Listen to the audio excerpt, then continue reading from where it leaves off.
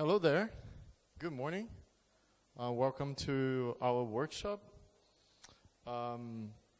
We are going to probably run the workshop in English because we know there are a few non-Portuguese speakers in the room. But feel free to ask the question in Portuguese if you feel more comfortable with. Let me introduce myself and my friend. You saw probably for those ones that were following the event agenda since the beginning, it was supposed to have Guillermo here with us, our colleague.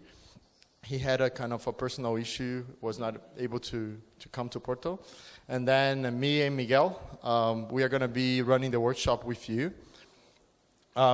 We are both solution architects working for Amazon Web Services. We are both here based in Portugal, but actually in Lisbon.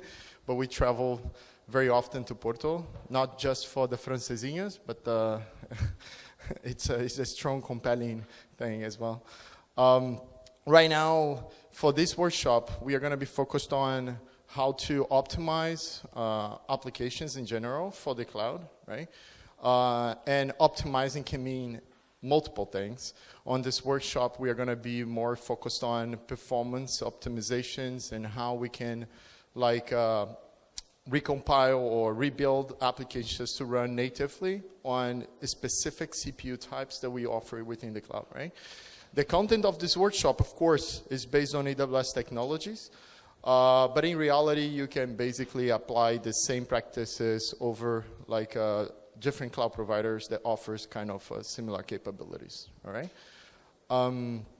The workshop itself, how we're going to do it, maybe we should bring the presentation, yeah? You want to do your quick intro as well? No, that's fine. Yeah? All right, let's skip then. Move ahead. Yeah. So that's basically how we're going to run the workshop, right? We're going to split the time that we have together. We have 3 hours.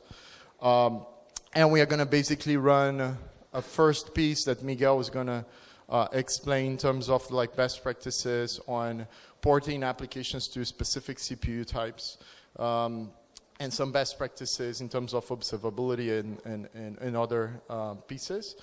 And we're going to stop for the lab, right? So it is supposed to, each one of you have a computer so you can run the labs. Those labs are going to be available for a little bit longer than the event, meaning if you do not finish all the exercises, you're going to still have access to do it later.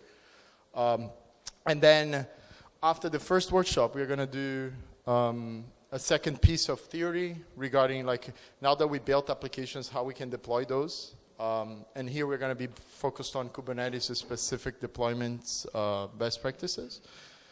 And then we're going to do labs again, right? So it's going to be 2 pieces type of session. All right? During the presentation, you can feel free to raise your questions. And also during the workshop, this is a very American-driven type of workshop where you're going to have the labs available, and we are going to be walking in the room, seeing if you're facing troubles or issues with the labs. But it's going to be, during the workshops, it's going to be basically a quiet session. All right? Without further ado, Miguel. Thank you. Yeah, just really important. During the workshop, we'll provide you access to an AWS sandbox environment, which means that if some of you work with AWS, make sure that you log out or you open in Cognito, so you don't incur in costs over your AWS infrastructure. It's supposed to be done everything in the sandbox environment that we'll provide you, okay? And if you see here, during the 2 workshop parts, you can pick a language that you are more familiar or that you would like to explore more, okay? At the beginning, while we are adapting our application to run on this type of CPU. And on the second part of the lab, you can also pick an option based on containerization and using Kubernetes, or another approach based on auto-scaling groups on EC2. If you are not familiar with the AWS concept, EC2 is just virtual machines on AWS. Auto-scaling groups is just managing multiple EC2 instances running for horizontal scaling, okay? So if you are more familiar with containerization approach, go with that option. If not, just virtualization, go with this one, okay? And in the first part, you can also pick the language that you are more interesting, okay? With that said, just starting a bit, so who of you already used or use nowadays AWS, just for me to make sure that, okay, not that much, so I will make sure that every time that I talk about EC2 or these kind of strange names, I explain what it is. EC2 I already told you, basically is our elastic compute service, basically virtual machines available on AWS. And it's just giving you a bit the context of why it's important to think about the topic that we'll discuss today, is that as you adopt the cloud and as you take the option of building your application on AWS, you get access out of the box since day one to a really broadest choice of type of architecture, CPU architecture, processors, etc. So you have a different types of EC2 instances with different characteristics. So right now we have more than 850 instance types available on AWS, which means that it's really a big choice, but at the same time, what should I pick for my workload? What should I use to optimize my application? Or these are the kind of questions that are really important to be asked. Okay, so with that said, the first thing, of course, is that we can start by categorizing the type of EC2 instances based on the CPU architecture, for example, okay, and the type of processors that are being used, okay? So you can go from Intel and AMD, both based on x86 type of CPU architecture, to ARM64 with the Graviton processors that are our own built-in chips, okay, based on ARM64, and of course also the Apple processors, okay, M1, M2, and M4, okay? So this is already the initial easiest way for you to categorize these different types, and as you'll see, if you want really to make your workloads running efficiently in the cloud, nowadays there is really a push for you to adapt your workloads to be able to run on ARM64 CPU architectures, okay? So it's important for you to leverage these kind of Graviton processors on AWS ecosystem. Yeah. Who knows why ARM64 is interested as a CPU for cloud-based workloads? Why? Yes, why? Why is it cheaper? Yes, it's the quick answer is like it's more efficient in terms of energy consumption. And for us as service providers, it's also cheaper because we can run more capacity with less space in the data centers, and then we can reduce the energy spend with cooling and all the other pieces of the data center. So that's why those instances are cheaper compared with the other ones, because we can run more efficiently ourselves and we pass along the discounts, right? Exactly. So if we talk specifically about the AWS Graviton, that is our own AI chips, our own chips for ARM64. Basically, this was something that AWS invested back in time. We acquired a company called Annapurna Labs. I don't know if you are familiar or not, but basically this was an hardware company that were really focused on building chips. They are also the same company that is also nowadays building the AI chips that we also work, the inferential training. I don't know if you are aware, but basically these are really people that are really focused on optimizing these type of chips to run on AWS data centers. Okay, and something that you can see here and that you already mentioned is that with this type of processors you can achieve something as a 40% better price performance compared with the Intel and the AMD chips. Okay, so this is really something that is really important when we are running our workloads in the cloud, because it makes it much more efficient, okay? And it's not just, and we'll see different advantages, okay? So, as I was saying, they are basically better performance and better price, okay? And even security. They are also built for data centers themselves, okay? These are not commercial chips. They are being built just for us to run our workloads on the cloud. So they are also really secure and built-in secure for running multi-tenant, because cloud is basically serving multiple customers. They also have an extensive support, software support, and also our own support, but mainly for almost all the Linux-based operating systems. And even our managed services that we provide, for example, RDS, as database, etc., those are all also supported with these kind of chips. Another really important thing is about when we talk about sustainability and energy efficiency, because of course it's also important for the organizations to take this in consideration. And while they are adopting Graviton, besides the fact that they are also being more cost efficiency, they are also being more energy efficient. Okay, so that's really important because it reduces the the impact that you have on the carbon usage, etc. Okay. And yeah, so this is right now we are already on the 4th generation of this type of chips. Okay, this becomes with the generation 2 was launched in 2016 or something like that, and right now we are already on Graviton 4, and probably this year during re:Invent we might launch the new generation as all the instances that we are keep improving and improving the hardware and also the EC2 instance type that we offer. Okay, so with that said, how can you first of all identify inside the AWS ecosystem? How can you identify which are the instances running on Graviton or not? So usually, as I mentioned, from these 850 instances, we use a taxonomy to kind of, based on the name of the instance itself, to be able to understand what is behind it, okay, without going deeper. And that is based on the way that we build the instance name. And to identify if an instance is running on Graviton or not, usually you just need to look into the last character before the dot medium or dot small or dot micro or whatever. And this letter, if it's a G, it means that it's based on Graviton, okay? So if you see, even inside the different family types of instances that we have, so we also categorize the different instance types as general purpose, compute optimized, where they have a ratio between CPU and memory, where CPU is higher, memory optimized when the ratio represents a higher memory, storage optimized, accelerated computing for GPU instances and other type of accelerated computing workloads. But all of these families, usually they have inside the family, they have instances with Graviton CPUs, and those are the ones that have the G, okay?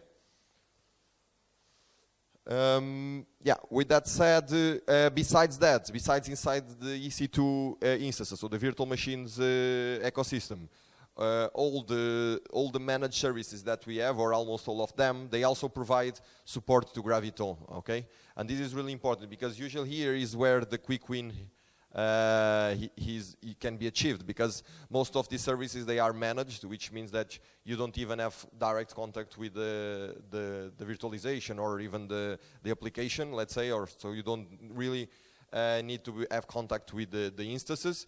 And it's just a question of enabling and picking those Graviton instances to leverage the benefits since day one. Okay, so this is just a few lists of a few of the services that right now support AWS Graviton. Okay, so with that, so here is just kind of in a simplified way, how can you prepare and evaluate the effort that it takes to adopt Graviton for your workloads, depending on your workload type. So if, as I was saying, if you are using right now any of those managed services as Amazon RDS, that is our relational database based on Postgres, MySQL, or wherever, or if you are using Aurora, that is also a relational database, or Elasticache, OpenSearch, all of these, they are kind of services that are really easy to move from Intel or x86 CPU processors to Graviton, okay? So it's just a question of picking those instance types that have the G for Graviton. EMR is also quite straightforward. It's just typical, just works, okay? It depends a bit of, EMR is our Elastic Map Reduce service. It allows you to, for example, to run Spark jobs and all of these more data processing and ETL workloads. Usually they also work out of the box, but it depends already a bit on what you are doing there. Yeah, this is more seamless. Then you have, for example, AWS Lambda, that is our service to run functions and code that can that runs for a short period of time in a serverless way. This is also something really straightforward. It's quite easy also to adopt Graviton here. So typical just works by changing the runtime and the base image.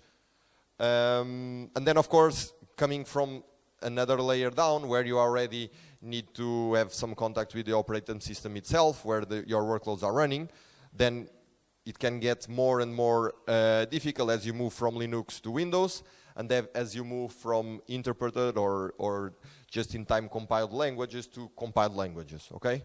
So if you are working, for example, with Java, with PHP, Python, all of these interpreted languages, they are much easier to run on this type of ARM64 processors.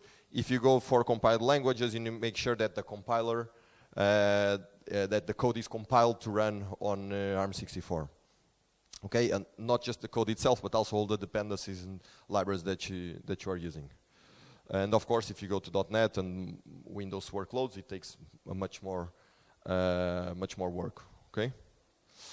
Yeah. With that said, this is a bit the journey that you take to adopt this type of processors. Okay. So usually you need to understand a bit better, and that's part of what we are doing here. Understand a bit better how it works, what are the best practices with these processors, then depending on the languages and if you are working with containerized or workloads or not, there are also different best practices that you need to take in consideration.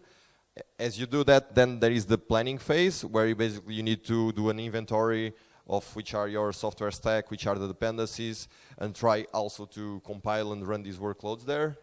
There are a few enablement platforms and tools that you can use, and we'll explore some of them during the workshop. And then in the end of the day is exactly the time where you'll convert and test your workloads and deploy them in your production workload, okay? So the workshop today will be focused much more on this, but we'll also explore all the learning phase, and the planification is something that it depends on case by case, okay? So with that said, I think that now we can go a bit deeper on exactly how Graviton works, and I will pass the mic to Davi. All right. Okay, so let's dive a little bit deeper and understand like what are the true benefits of the Graviton architecture for our workloads, right? And like Miguel said, I know that for those ones that are not properly introduced to the AWS ecosystems, this is a bunch of like different combination of letters and numbers. This is just, again, to express that as soon there are innovations coming from the x86 type of instances, we also doing in parallel innovation on top of Graviton CPU types, right? Depending on the type of workloads, it's just a matter of like changing the instance type, but in reality, we're gonna see that things are a little bit different. So if we go to take a look on our application architecture, we need to understand that there will be two different pieces, right? We have the software stack, and we have the underlying hardware, right? When we say Graviton, it's also important to take in consideration that we are using a standard instruction set architecture, or ISA, that is ARM64, right? That's exactly the CPU architecture that many of you that are running like MacBooks are using right now, probably, if you are running on M1s or like the Apple M silicons, right? This is also exactly the same architecture that probably your mobile phones are also rely on, right? With the Snapdragons and etc. So even though we are always talking about Graviton, this reality, it's applicable for other CPU silicons that relies on the same ARM64.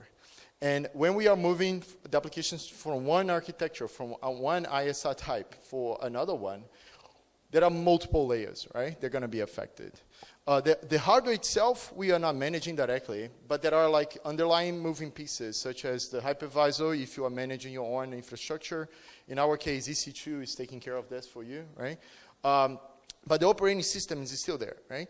Meaning, like, if your workload relies on low-level libraries, modules that are deeply integrated with the operating system can be a problem for moving to a different architecture. And that's exactly the example of the .NET, right?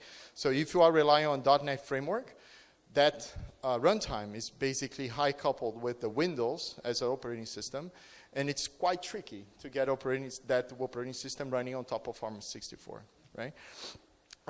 If we go a little bit up, we're going to see like we have the execution runtime, let's put it this way, right? We're going to see in the workshop the containers, but it could also be like standard deployments. So here is like the deployment artifact that we're going to ship must be built, taking consideration the underlying moving pieces, right? So Miguel said like we need to make sure the interpreter it's prepared to handle ARM64. Or if I'm compiling the binaries, I need to make sure that the compilation process is being done for that target architecture as well, right? And then when we reach to the top of the stack, we have libraries and frameworks. Like libraries, okay, but also frameworks, right? There are a lot of coupling happening within frameworks, especially the legacy ones that are like not targeting ARM64 as a potential destination for their applications, right? So sometimes your code is completely architecture independent, but by the fact that you are relying on these moving pieces that are maintained by other folks, you can be stuck, right? When we say different instruction set architectures, that's a clear example. How many of you remember that time that we at least for me, it was at the university that we had to study assembly language? How many of you study that, right? All right.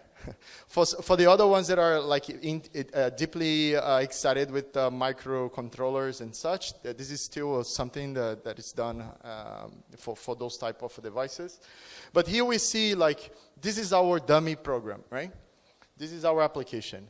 It's exactly the same code compiled to two different architectures. And you can clearly see the differences, right? And the reason why is the underlying CPU has different instructions and capabilities. And that's why when we are porting one application to the other, sometimes this migration is not possible, because we are highly dependent on very specific instructions that are not available on a different CPU type, right? And for those that are still remembering those classes, these two examples were generated without optimizations, because you know the compilers these days, they also apply all sort of arcane magic to optimize the usage of instructions. Another thing is, and this is especially for cloud environments, right? When we say ARM64 versus x86 so this is an Intel-based instance, right? It could be AMD as well. And this is an ARM64-based instance, right? There is one thing that makes a lot of difference is how we handle the abstraction called virtual CPUs, right? So most of the clouds, they're going to tell you like one vCPU, it's one thread, right? You have heard of probably, right? Differences between cores and threads. So on Intel-based instances, there is a capability called hyperthreading, and the generic name is symmetrical multi-threading, or SMT. And the idea is the CPU has a lot of like smart capabilities built in, and a lot of like cache local memories, right? To quickly flip between one execution flow to the other execution flow. But still, they have only one processing unit within, right? One core, right? So here we're going to say, like, imagine I have two different applications. Each application is using one vCPU for this silicon, right? And the real execution is going to be like this, because the CPU is not able to do two tasks at once. So it's going to pretty much serialize all the executions, and then every time that your process is taking the CPU time or time slicing, it gets access to the CPU, and then it's paused. CPU needs to unload all the registers, like all the local variables that are within the CPU, to load the other ones and then execute the other flow, right? It needs to flip between context, and that's what we call the context switch, right? On the Graviton or ARM64, more often, one vCPU means one real core, right? So if you take like two different virtual machines within AWS, one Intel and one Graviton, both has two vCPUs, that's actually not the same thing, right? We are talking like apples to oranges. So here, imagine this one. I have 2 vCPUs, and I'm going to execute. The execution is going to be pretty much dedicated, right? So your application is going to have the full-fledged core dedicated to its execution, and as a side effect, there is no context switch, and because of not having context switch, the execution is way faster, right? Okay? All right. One thing that is also important to say is how many of you benchmark applications, like to stress test and find out like how many requests per second my component's going to be able to deliver? All right. So there is a kind of a rule of thumb for Intel. Most often, if you are rely on the SMT capabilities and multi-thread systems, you're going to notice this behavior with the orange line, and I'm sorry if there are some colorblind in the room, but like with the dotted line, which is you're going to start putting load on your application, right? You start putting load, until you get to 60, usually, % of utilization of the CPU, things are going well, right? And then when you start pushing the boundaries towards this 100%, because of course it is cloud, we don't want waste resources, right? We need to use 99% of the CPU. We are going to start seeing saturations happening, right? And most often this is going to spike as the latencies, and this is probably a side effect of all that context switch that I was explaining, right? So every time that you push the CPU to do more work and parallelize like multi-thread applications, Go routines, or whatever the fancy name that we rely, multiprocessing. When we reach the 60% and start pushing, because of SMT, because of this vCPU to core mapping, we are going to see quickly a saturation, right?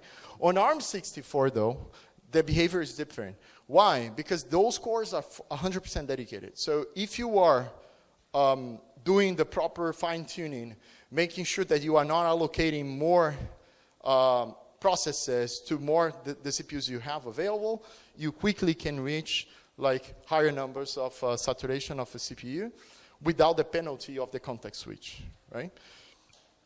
So for example, if I'm running Node.js or Perl for I'm not sure how many you still use Perl, all right? But Node.js, Go, or whatever, usually you're going to fine-tune the runtime to match exactly the underlying number of vCPUs you have available, and then you can unlock this performance improvements. So let's dive deep on the first section. Oh, go ahead. Hold on. Let me give you the microphone so they can record your question as well. Yes, my question is on that mapping between the vCPUs and the threads. That means that when we are using like a shared service, like RDS or like a PaaS, we are less likely to run into like noisy neighbors, meaning our applications are more consistent. That's a good question. All right, RDS. So as Miguel explained, RDS stands to Relational Database Service. It's our managed services for databases, such as MySQL, Postgres, MariaDB, and others. For RDS, the thing is a little bit different, right? Because on RDS, this is not a full-fledged serverless service in the sense of you still see the instances. And when you provision RDS, you're going to see those instances as part of your RDS service. And as a side effect, those instances are all yours, right? So all the resource you deploy for the RDS specifically, it is specifically to your workload, right? If you are running that RDS database as a shared component to multiple applications that are still your applications, right? Of course, there will be probably contentions happening, but it's not that we are sharing that resource with other customer, right? The isolation is we offer strong isolation within AWS, so that is not a situation where your database is shared with different customers, right? So most of, if not all, of our data services, they are like strong isolated between accounts, and you have all ownership in that sense. I'm not sure if it's all right. Okay. Any other question? No? Okay, so let's move on. So about our workshop. Of course, we are in 2025, and we cannot do anything that doesn't bring some GenAI bubbles into the agenda, right? So the workshop that we're going to do, of course, there will be a GenAI-based kind of application, and then we are going to do the famous chatbot type of dummy application example. And in this first part of the workshop, you're going to pick and choose the runtime you prefer to invest on, right? Each runtime is going to offer you different challenges, let's put it this way, right? And within the lab environment, you're going to have access to one agentic code assistant, which is called Amazon Q, right? You can use whatever the assistant you want, if you have others available in your own machines. But we're going to rely on that code assistance to help us figuring out how to port our applications, right? It would be too easy if those applications were only based on these pretty greenfield, well-designed runtimes. So in reality, we are going to introduce a shared library dependency, which was written in C++. And as we saw in the table, C++ is not easily portable between architectures, right? We need to recompile the library. That work is done for you. You just need to figure out how to change the applications to rely on the specific library version when they are running on the specific new CPU type, right? And the idea, for those that are not 100% familiarized with LLMs and foundational models, the idea is that our chatbot is going to receive text input. This is going to be breakdown in tokens, right? And then those tokens are going to be inputted into the model, and the model is going to generate a text output that is coming token by token as well. So it's a kind of a very dummy explanation of how LLMs work. Too oversimplified, but I think it fits the purpose. And that's basically the architecture that we're going to have in the lab environment, right? So as Miguel said, the whole lab environment is available for you. Bear in mind that those AWS accounts are full-fledged AWS accounts. So if you never had the chance to play with it, feel free to play. But with great powers comes great responsibility. In that sense, please do not do crazy things. Oh, man. But the idea is that you're going to have two different instances of the web version of the Visual Studio Code, right? One, which is running on top of an EC2 representing like a developer machine using Intel-based CPUs. And another one representing the developer machine that has ARM64 available. It could be like a MacBook or whatever. In our case, it's running already on the Graviton. And then we are going to use those machines to navigate the source code and then do the developer work of converting those applications and benchmark performance difference, right? And that's also a nice thing because the results, I know the application is very dummy, but you can see like very strong compelling results already. And that's the whole idea of the first session of the workshop. There will be a pipeline already built for you. This is completely abstracted away from the workshop, so we don't need to be thinking like, oh, what the hell, we are using code commit and not GitLab or whatever. But if you want to dive deep on those services, me and Miguel, we are going to be here. You can ask whatever the question you have during the execution. All right? Okay. How are we going to do the workshop? I'm going to skip the part that you know the risk of mining Bitcoins and such. So how are we going to do the workshop? All of you need to reach out to this website, right? So it's catalog. I know that the combination of colors are not that great, but it's catalog.workshops. Don't forget the S, right? .aws/join, right? And as soon as you see that you access that web page, it's going to ask you for event access code, right? This is... Say? Sorry. Yeah, even before putting the event access code, you need to do login. Oh, yeah. Just choose the options of email one-time password. So basically, you put your email address, you receive a code on your email, and you use it to log in. After being logged in, that's where you need to introduce your event access code, okay? And that's basically what will give you access to the workshop environment that we'll be exploring today, okay? And the workshop environment has more than, I think, 48 hours of execution time still. So like I said, you can start doing without rushing, right? So you can do at your own pace, reading the content. The lab is self-guided.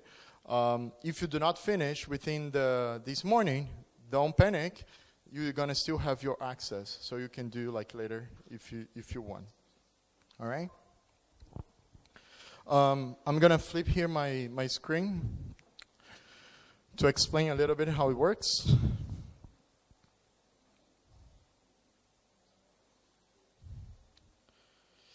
So. Oh, that's a good thing. Yes. So the Wi-Fi. So I'm not sure if you can see my screen, but this is the network that you're supposed to be connected with. It's a PTH 2025, right? And the password, it's exactly the same, with the exclamation mark in between the PTH and 2025. I'm sorry, what? Claro.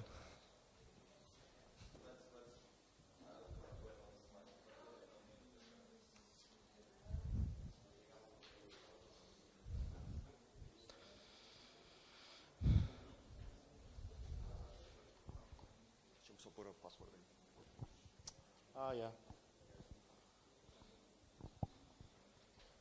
And just let us know if you struggle with accessing the environment.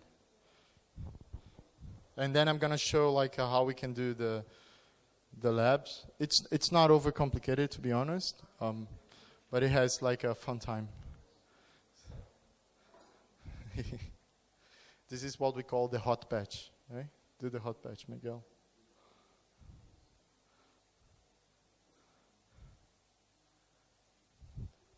Is anyone still struggle to access Wi-Fi? Yeah?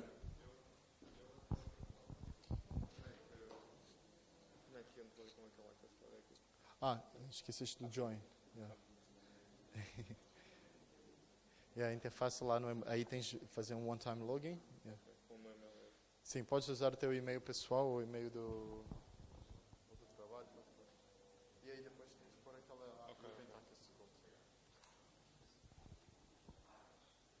Diga. Está tudo? Sim. Eu vou ver só a internet.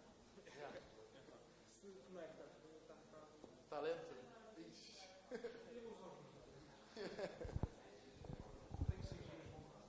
Yeah. So if the Wi-Fi is not fast enough, the plan B, maybe it's using your tethering on a mobile device. Maybe it's better. Who knows? Was everyone able to join? Yeah? All right. So let me quickly show how the interface works and the possibilities. All right. So this is what you are supposed to be seeing right now after joining the workshop environment, right? On this side of the screen, it's basically the self-guided content from the labs. And for this first section, we are going to focus on the second bullet, which is building applications for AWS Graviton, right? Again, what you're going to see here, what's happening? Oh, you increased. You are messing up with everything, man. All right. Oh man. Okay. But building applications for AWS Graviton, that's the piece of the lab that we're going to do, right? And as soon as you log in, there are a lot of kind of metadata here explaining what is the lab, blah, blah, blah. But these three things at the bottom, they are very important for you, right? So these URLs are exactly the URLs you're going to use to reach out to the Visual Studio Code web version, right? And the reason why we have two is because one is for ARM64 and the other one is for x86. Does anyone know why we are doing two different Visual Studio Codes instead of one single? No? So no vouchers for AWS. No. I'm kidding. The reason is, modern languages such as Go, Rust, maybe Python, even C++ these days, they are going to allow you to do what we call cross-compiling, right? So if you have a library or you need to build a binary, some of these languages are going to allow you to build an artifact on a different target CPU architecture, even though you don't have the real machine, right? So for example, I could be using one Intel-based notebook to build an artifact for running on Apple-based CPUs, right? However, the problem is, to doing this cross-compiling exercise, we rely on a thing called emulations, right? So we need to emulate the different ISA, the instruction set architecture. And as a side effect of an emulation is that the compiling process, it's bad, man. It's like it takes ages, depending on the complexity of what you are compiling. Like, if you try to build up a standard Go application on ARM64, it's going to be probably built in within like seconds, minutes. If you try to cross-compile, it can take like dozens of minutes. So it's like 10 times worse compilation time, right? Most often. So that's the reason why we're going to make sure that we are not doing cross-compiling here. And we are like reserving specific Visual Studio codes running on top of very dedicated instances on different CPU types, okay? But they share the same password. So how it works, each one of you has a dedicated instance with the Visual Studio code for each CPU type. You're going to click on those links. You're going to use the password to access. And it's pretty like a standard Visual Studio code.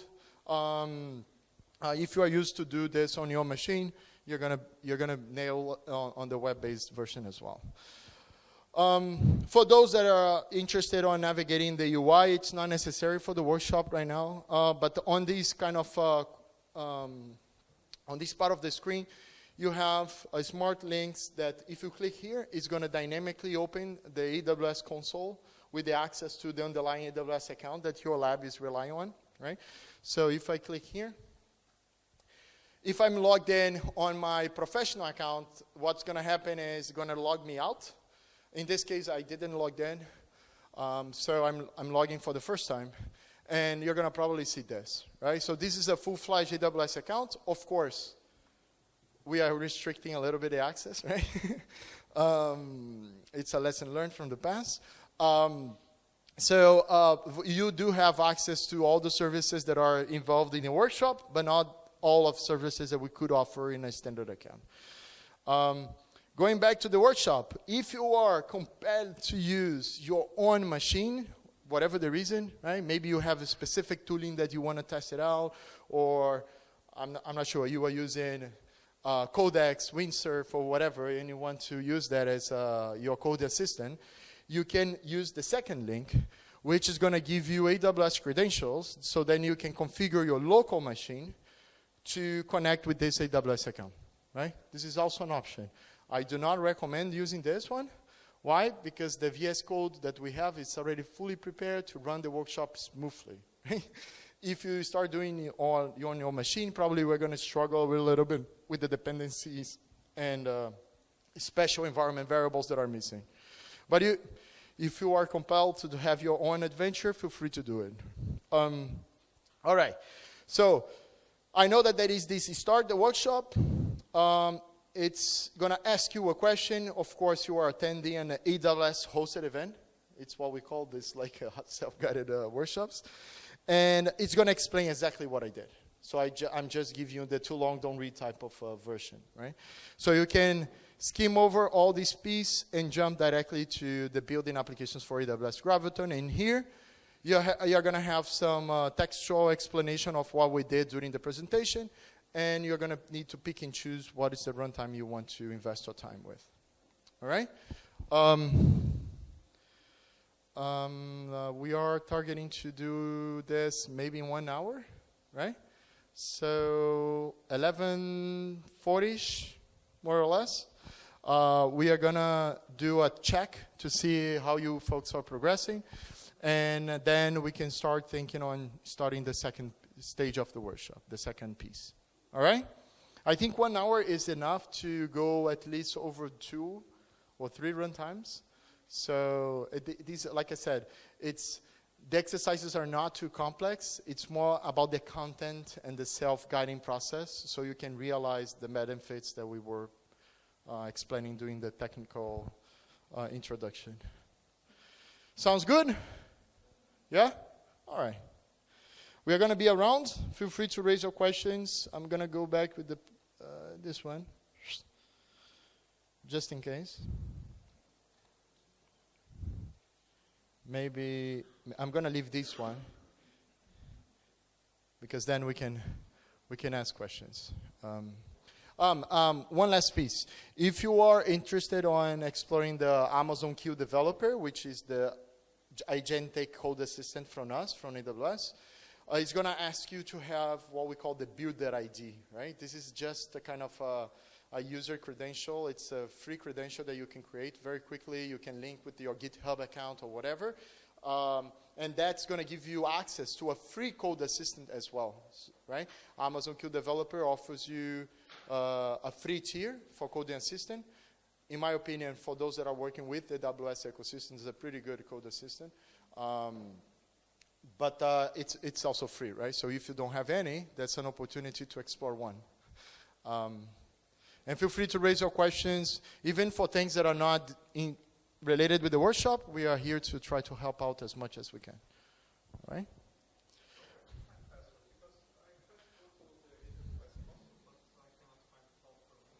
Oh yeah. So you did the hardest way. The credentials, if you click here again to the landing page, the credential is this. Yeah. There is a lot of asynchronous automation happening under the hood, my friend. It's like sometimes it's hard to backtrack. But that's the password, right? And each one of you has a different password.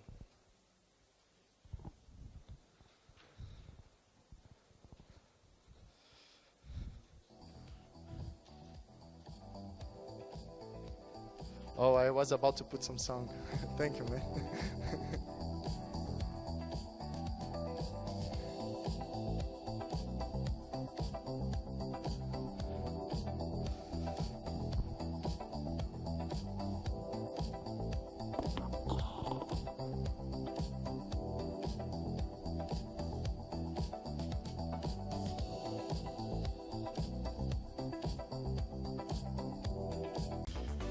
So, how we are?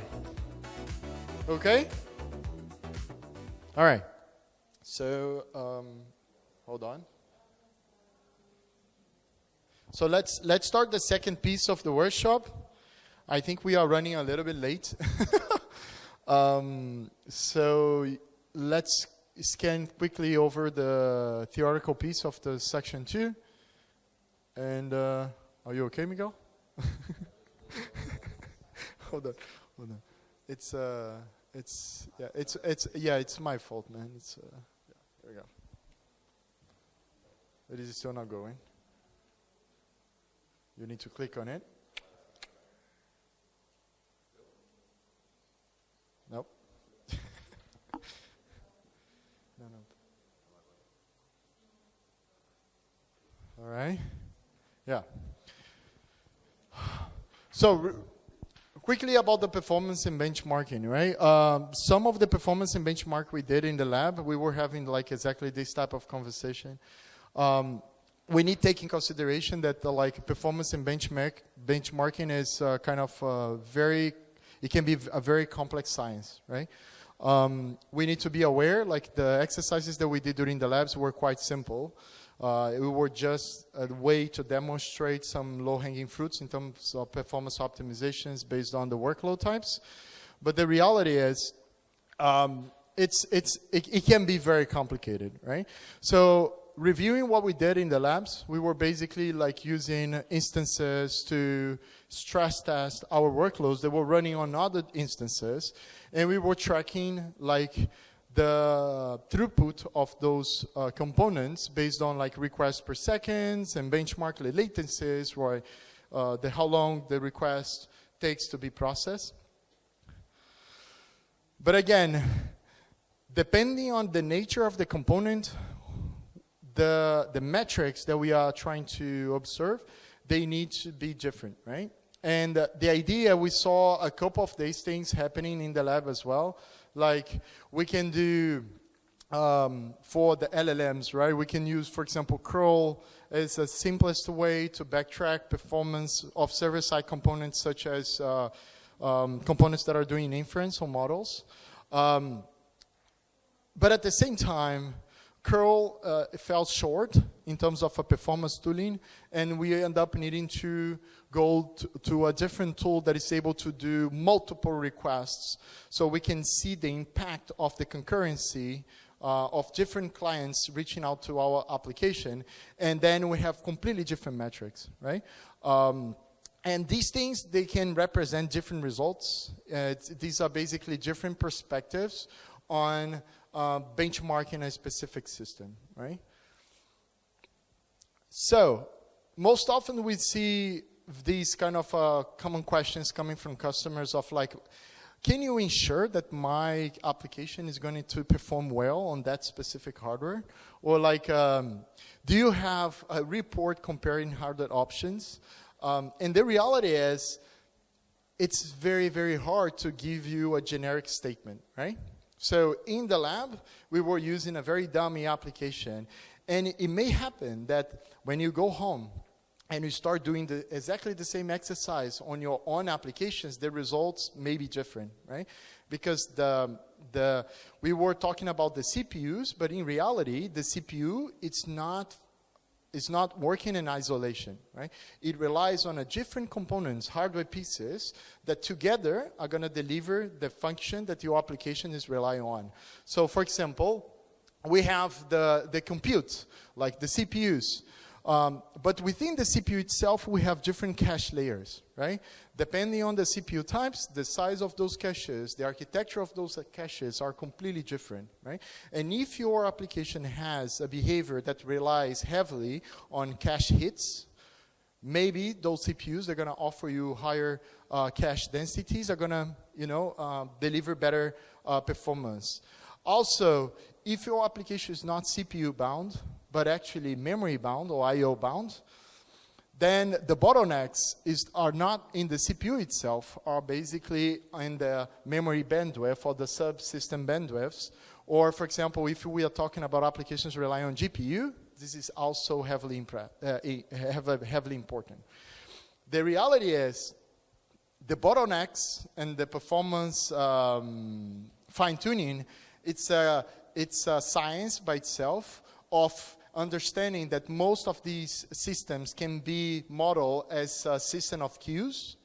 And when we optimize one piece of those queues to remove the bottleneck is going to move to other pieces of our system, right? I remember in the university, my professor telling me about the Markov chains. Have anyone heard about Markov chains?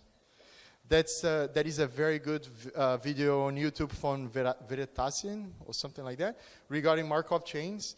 It's a kind of mind-blowing explanation of this queue theory, right? Also, sometimes we can see different results because of the nature of our application, and the nature of the application can mean, for example, your algorithm, it's not as efficient as you thought on a different CPU architecture, right? So maybe you fine-tune your application to leverage some of specific capabilities that one CPU architecture were able to deliver.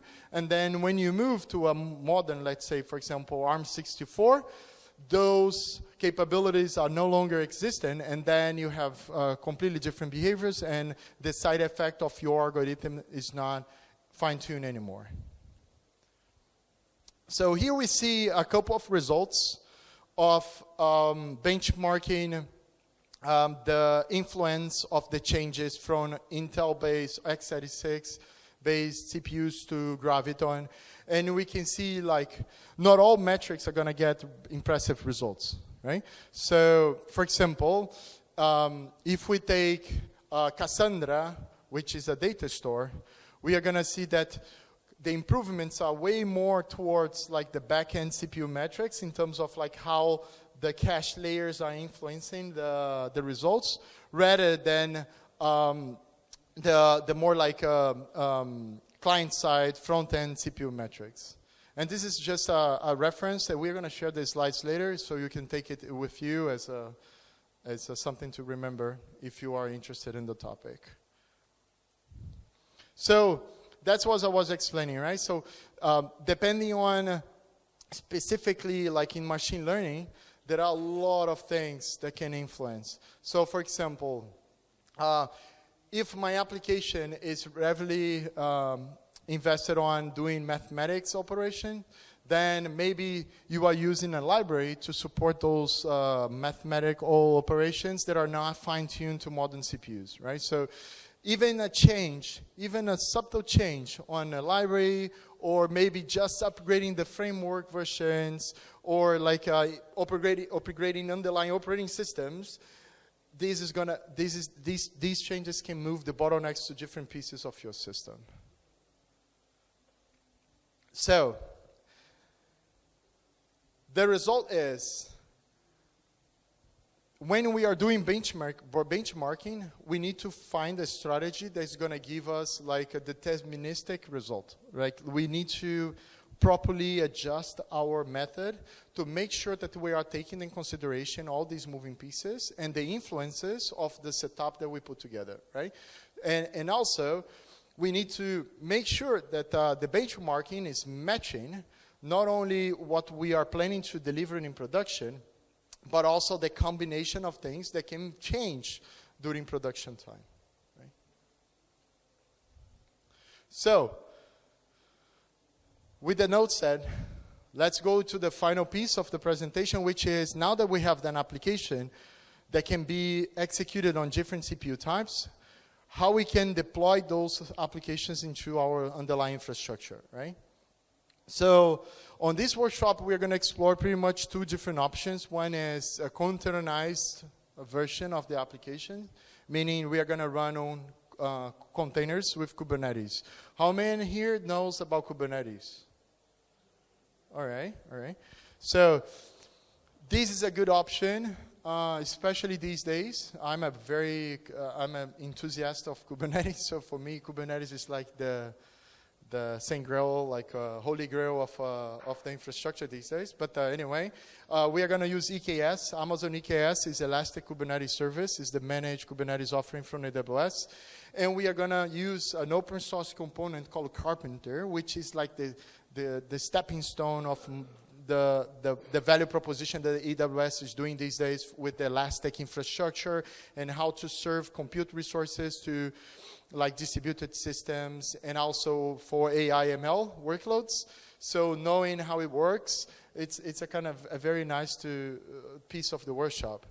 And for those that are not as excited with Kubernetes as I am, we still have another flavor, which is run the workloads on virtual machines, but these virtual machines are going to be orchestrated as a fleet of machines, right? It's what we call the outscaling groups.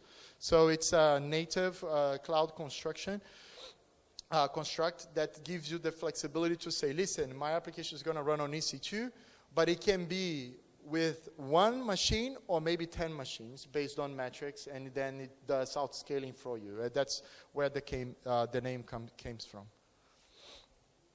So what we are going to see in the second piece of the workshop is it's a mimic of what we see in production for customers building multi-platform workloads. So how are you going to work out? We are going to have our code, which is already prepared to be multi-platform. We did this during the first piece of the workshop. Then within our pipeline, we are going to split the continuous integration, probably at the last stages of the continuous integrations where we are building the artifacts. We are going to split that stage into different parallel executions. So we are going to run a build natively on x86 and a parallel build process on native ARM64 CPUs, right? On the cloud, we can leverage like the serverless experience here because these compute resources are only existent when the pipeline is executing, right? So the pipeline is going to spin up these compute resources to compile our application. Then they could potentially run the tasks, let's say automated tasks, smoke tasks, performance tasks, as part of the continuous integration process. And then the last piece of our pipeline is how to glue together these two different flavors of our artifact into a deployment, a deployable artifact. It could be an image, right? An AMI stands to Amazon Machine Image. So it's like a OVA, let's say, for those that are running on-premises virtual environments. Or we can build container images. But here is a piece of magic that's quite important, as we are going to do in a way, as Apple did a couple of times, where we have an application that can run on both CPU architectures, but in reality is that we are giving away an artifact that has within two different binaries, right? One for one CPU and the other one to a different CPU. In this case, it's a container image or different machine OVAs, let's say, images for virtual machines on EC2. And then once we have this prepared, then we can pick and choose where we're going to deploy. This is me pushing you to do the Kubernetes version of it, but it's just a heads up.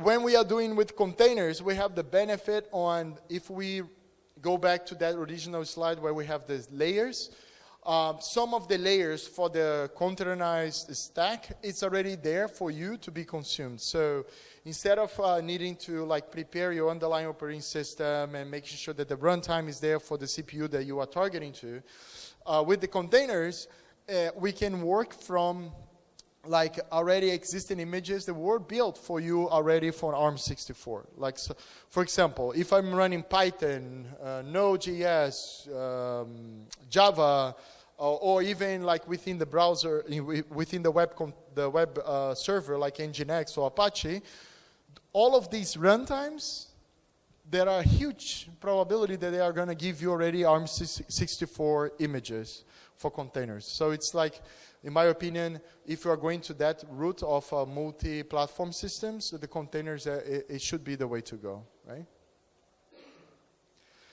When we are doing building our images, and we are gonna see some of it during the second piece of our workshop. This is a Docker file, right? So for those that are not 100% familiarized with the Docker and containers in general, this is like an instruction to the machine, so the machine can build your container image, right? So these are the steps, and the execution is gonna go in sequence. But there are some instructions here that are completely platform independent, and there are other ones that can be platform dependent, right? So for example, when I'm doing file operations and defining my work directory or installing packages, sometimes these things are completely abstracted away if I'm running on an x86 or ARM64, because the operating system by itself, it's already running on that CPU, right? But when we are copying files or shared libraries or putting external dependencies within our container, that's where the problem can happen, right? And we saw this during the workshop. If you try to build an application that is relying on a library that was not built for that CPU type, you're going to see an error. And in this case, the container image may be created for you, but it's not going to be functional, right? So we're going to have a broken image. So this slide is just to give you the heads up of how to backtrack that you are doing the things you are supposed to. That's exactly what I explained already. And this is what happens under the hood, right? So if we go to the container, we are going to build our artifact through Docker build. We are going to, how container works is basically, this is a kind of a canonical name of the image, right? So this is where, this first piece of the URL is where my image is being stored. And then I have the name of my container image and then a tag or a label, right?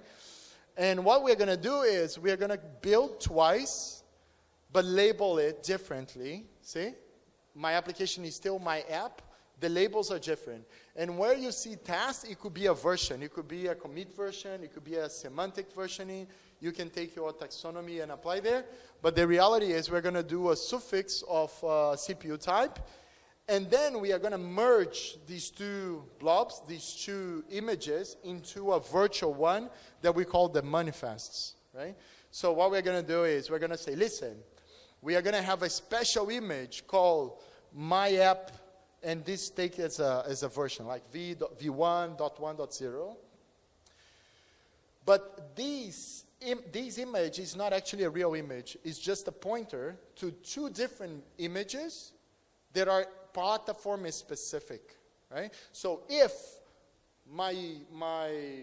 if I'm going to run on ARM64 CPUs, then the container runtime is going to use this image. If I'm running on x86, then my container runtime is going to use this one, right? And why we are going to do this? Because the container runtime these days is smart enough to pull exactly the binary that it needs based on the platform-specific details, right? So if I'm running, for example, on Kubernetes, if I have nodes that are Intel-based CPUs, when they are pulling the image, they are saying to the repository that we call a registry, say, the requests are going to come like, give me the image, but this image must be compatible with x86, right? And then the registry is going to say, all right, this image has actually a real image that can work on that platform, so here it goes, right?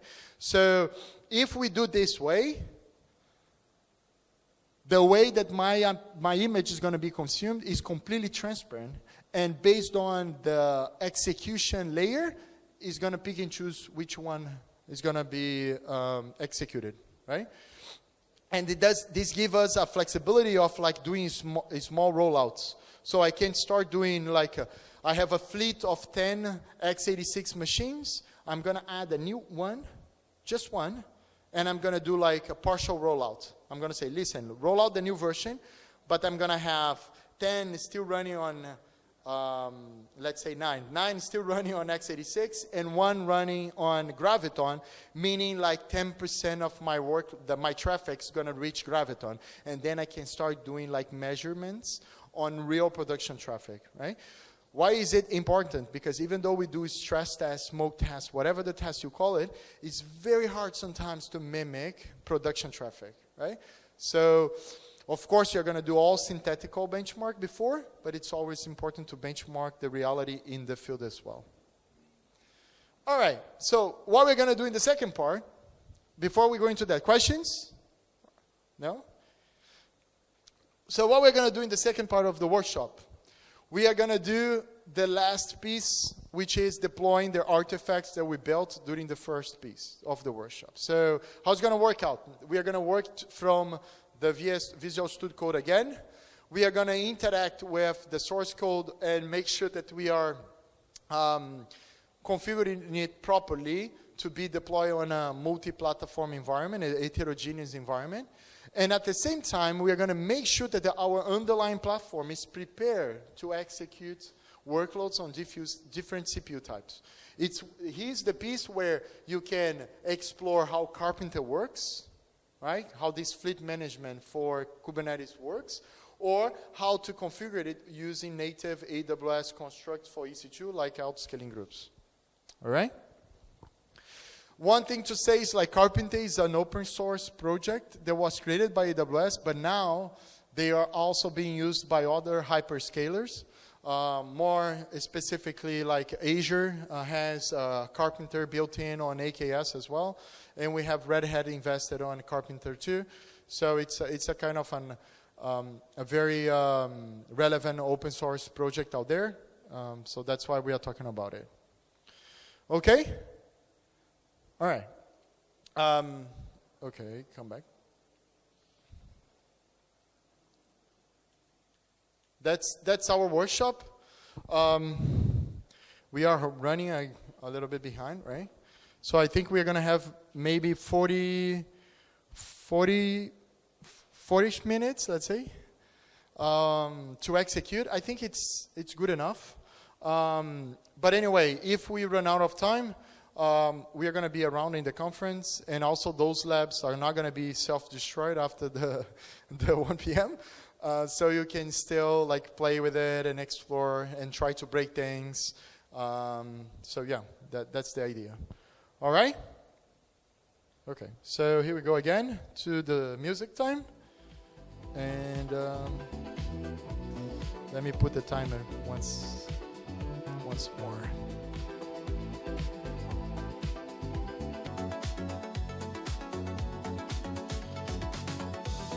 Just a very quick comment. For those that are like trying, if you used Amazon Q developer to do the magic of helping you figuring out where the changes should land in the source code, sometimes the nature of the non-deterministic nature of those models can end up putting you in the wrong spot. So here in the conclusion, we have like the answers to the challenges, right? Just to give you a heads up, because we are running short on time, and I don't want you folks struggling that much. So here you're going to see like per type of runtimes what the changes you were supposed to be doing, right? And also it gives you like the Kubernetes related changes as well. So just saying, right? With great powers comes great responsibility in the sense of try to figure it out yourself. But if you are struggling too much, I don't want that you become frustrated. We are also providing the answers, right? Just saying, because I know that some of you folks are going to continue the workshop later, and maybe we are not going to be available to answer questions. But yeah, that was just a small comment from my side. Thank you. So, folks, we are like 5 minutes to finish our slot. How are the things going? I saw a couple of folks leaving already, so I think they finished. Again, the lab environment is not going to be destroyed, so you're going to have still time to do it. Just a small recap in terms of the journey that we saw, right? So this is basically the best practice that we pitch to customers in terms of like investing time to understand the process, getting into like the hands-on on the architecture to see the differences, prepare the CI and CD pipelines, and then execute the migration. Again, this is not rocket science, but it's not as a simplistic exercise that involves a lot of scientific approach and methods, but it's doable, right? Yeah, I forgot. But that's our we are closing up. First of all, thank you so much to staying with us till now. These are our contact information. Feel free to reach out to us on LinkedIn or by email. We are going to be eager to have a chat in terms of what you are thinking after doing the workshop. I'm not sure if you want to say something? No? That's it? All right. So yeah, thanks once again. Enjoy the rest of the conference, and feel free to reach out if you have further questions. All right. Thank you, folks.